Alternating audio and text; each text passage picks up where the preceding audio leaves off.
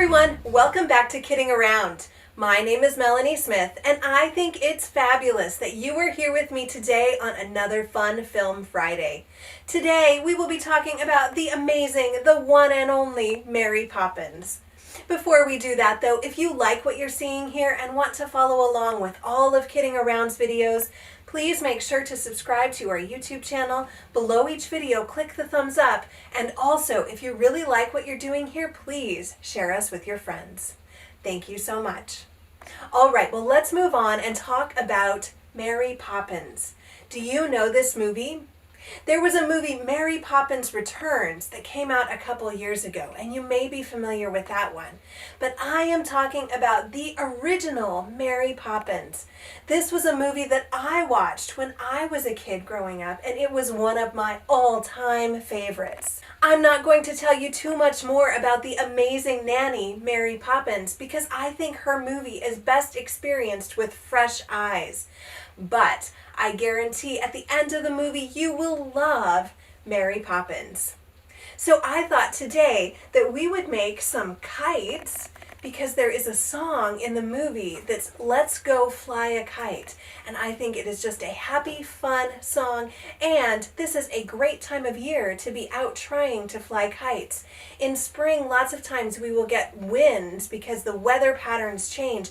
And it's a great time to run around and try to get a kite off the ground.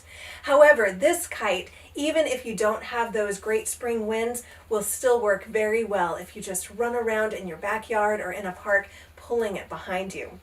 All right, so let's go ahead and get started. The materials that you will need for these kites are, well, you will need some string or ribbon to tie to it.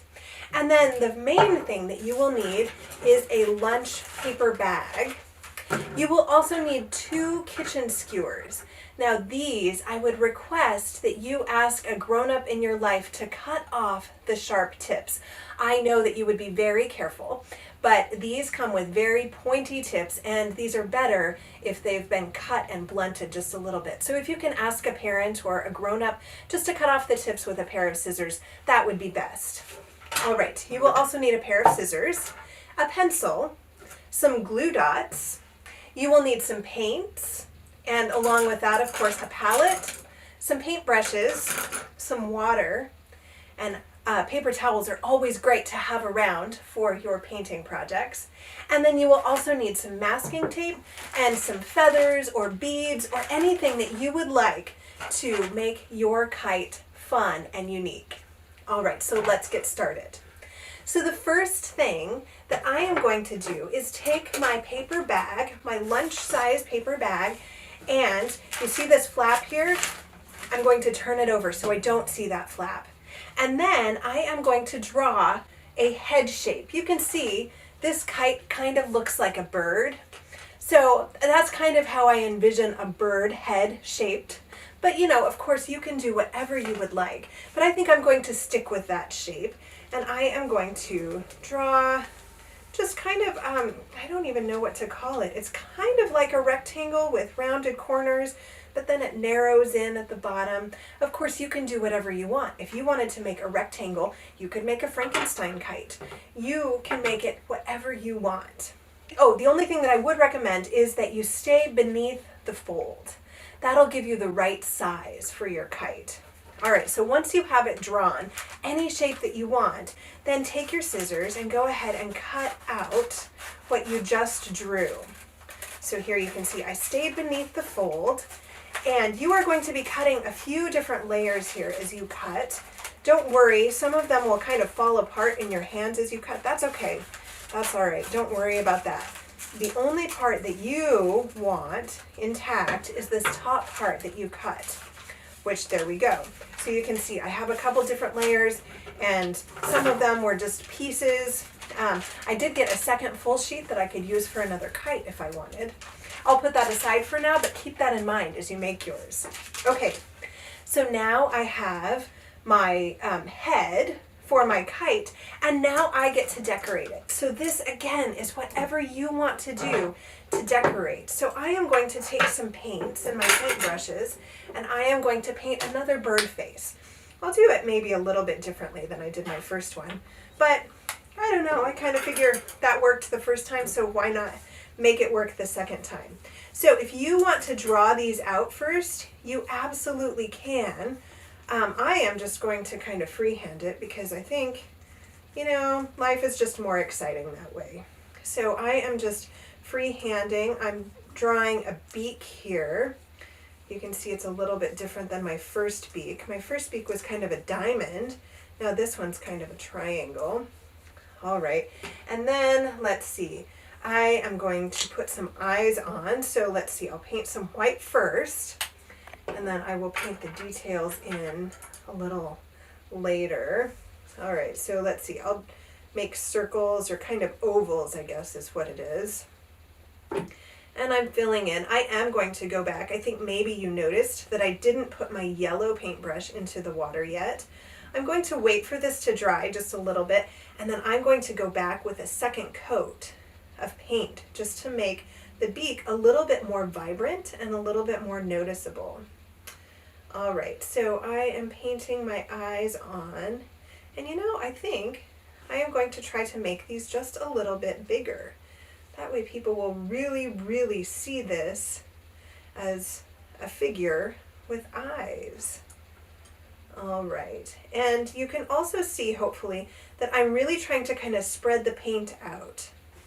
That way, thin layers are always better, and that way it dries quicker. All right, so I'm going to do another thin layer here on top of the beak. And let's see, I think I'll give this one a little bit of a tongue. What do you think? Of course, this can be as realistic as you would like to make it or as non-realistic. It can be silly and goofy. I mean, I have to say, my bird here doesn't look incredibly non-goofy. I think it looks quite goofy. All right, so I'm going to give this guy a little tongue, or maybe this gal. I don't know. That kind of looks silly, doesn't it? That makes me happy. Silliness in art definitely makes me happy. All right, so I will rinse that one off because I think that one's going to be bright enough. And then I think probably my yellow is good, so I will rinse that one off. I'm going to just touch up the white here on the eyes, just a second thin layer. And then I will put this in my cup. All right, there we go. And then let's see, I did some feathers there. Maybe I'll do a couple feathers. I'll go with a different color this time. Make some orange feathers. And I'm trying to squeeze out just as much as I need. You see that red? I got a little bit overzealous when I squeezed out. So, you know, just a word to the wise. Sometimes it just happens, and that's okay. But, you know, just going forward, I'm going to try to squeeze out just what I need. All right, so I'm doing these feathers a little bit differently. I kind of thought maybe it would be fun to do some orange, and then I kind of thought, oh, it might be kind of fun to add in just a little bit of purple underneath. I love purple and orange together. Purple's my favorite color, and I really like orange with it. You see, I didn't even wash off the orange there. I'm just going to put little purple right underneath the orange. It's going to mix a little. That's totally fine. Sometimes it's better to mix paint than have a super wet brush that's just come out of the water. You know, you just learn as you go. All right, so now I am going to rinse off one of my brushes here that I've used, and I am going to do some details in black. All right, so I'm rinsing off my brush. You saw I scrubbed it there on the bottom of the cup, hopefully, and then I'm drying it off with my paper towel. Otherwise, I will have water all over my painting surface. And then I'm taking a little bit of black, and I am going to paint in some eyeballs. All right, there we go. And then I'm going to outline just a little bit. I'll outline around the beak. And you know, if the paint underneath is still wet a little bit, you can wait if you would like to, or you can just go with it. I'm just kind of going with it. Gosh, I have to say, as I watch this come together, it kind of looks like Mr. Potato Head. What do you think? All right, and so then I'm just kind of outlining these feathers a little bit. And again, remember, you can do whatever you want with your puppet, your kite. Although this would make a good puppet, don't you think?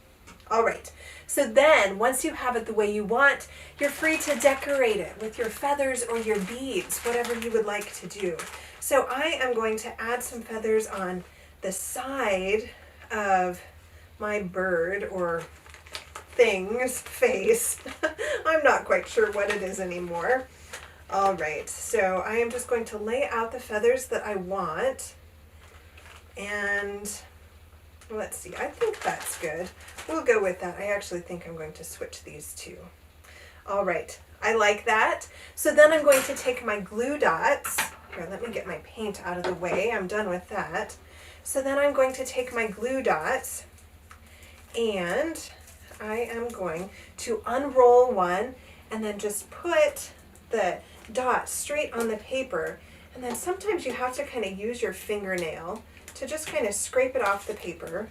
And then I have my glue dot there and I will put my feather right into it. And I'm going to really try to get that feather into most of the glue dot. You know, don't just have it hanging on by a thread, really have it in there. All right, and then I will do the same with the next glue dot, and then I'll put that feather right in there. And then I will do that over here with my other two feathers. So glue dots seem to be relatively permanent, and they seem to be a great way, and a non-messy way, and a way that you don't have to wait for hours for glue to dry. They're a great way to stick things onto each other. So I really love them when I craft. All right, so you could do this with hot glue too, but of course if you do that, you should absolutely have a parent's permission or an adult's permission, and then supervision too. Glue dots seem to be the easiest way that I have found to make things stick just like hot glue does. All right, so now once you have your kite face, then is the hard part, because now it comes time to wait for the paint to dry. So I am going to be a little bit impatient, and I am going to run this up to my bathroom upstairs, grab my blow dryer, and then I am going to blow dry it. You can do that too, or you can wait for it to dry. So I will see you back here with a completely dry kite ready to go up to be attached to some string, okay? All right, see you soon. All right, I am back with a dry kite, and now I am ready to attach the strings and the structure to it. So now I am going to very carefully turn over my kite, and I am doing this knowing that it's completely dry, and you should do that as well. You only turn it over if you know that it's dry. You don't want to ruin your beautiful face, and you also don't want to ruin the surface beneath it. All right, so it's completely dry.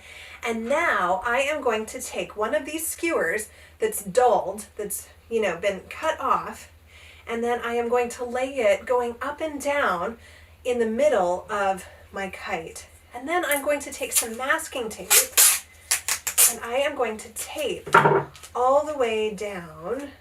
And you know what, that one's too long, so I am going to tape all the way down this skewer. So I'm first going to put it on the skewer, and then I will just gently press the tape down onto the paper.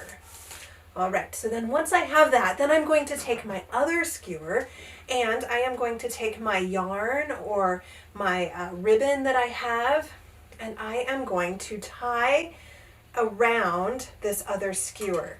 Now this can be a little bit tricky. It might help to have two hands, someone to hold your skewer as you tie it, or maybe you can handle it yourself. Let's see if I can handle it myself. So I have my string underneath my skewer, and then I am going to just cross my yarn one over the other. Did you see that? Let's make sure you saw that. All right, so I am going to cross my yarn, and you can see there that there's kind of a circle, and then I'm going to take that little tail and pull that tail right through the circle, and I am going to tighten it. And then I'm going to do that one more time. So I'm going to cross and then pull the tail through the circle, and I'm going to pull it very, very tight. I want to make sure that that stays tied. All right, and then once I have that, I am actually going to cut off this little tail just so it doesn't confuse me too much. And then I am going to, in the top half of my kite, so if my kite were to be cut in half, it would be right about there. So in the top half, I am going to place this skewer down. and it's going to go across the first skewer that you taped. So it's not going to lay super flat. So then I'm going to take 2 smaller pieces of masking tape and I am going to go over them to secure that skewer. Now you can see the first one, the tape, I went along the skewer. This one, or with these pieces of tape, I am going across the skewer. Do you see that? All right, so you do that on both sides of the first skewer, and then you're going to take a piece of tape and tape down that string or that ribbon that you just put on your kite. That's just to secure it, just a little extra. All right, then you turn it right side up. And you know, I just realized I never actually cut the other end of my string. I guess I could have this whole ball of yarn be my string, but it's probably better not to have it quite so long. So then, once you've cut that string on the other side, then you can take your kite out and fly it. Now, I mentioned that you may not have the exact right conditions to fly your kite right now. Kites actually take quite specific conditions to fly correctly. But this one is small and lightweight enough that you can run and just pull this behind you and it will fly beautifully. I would love to see pictures of your kites. Please ask a grown-up to take a picture of yours and put those on our Facebook site.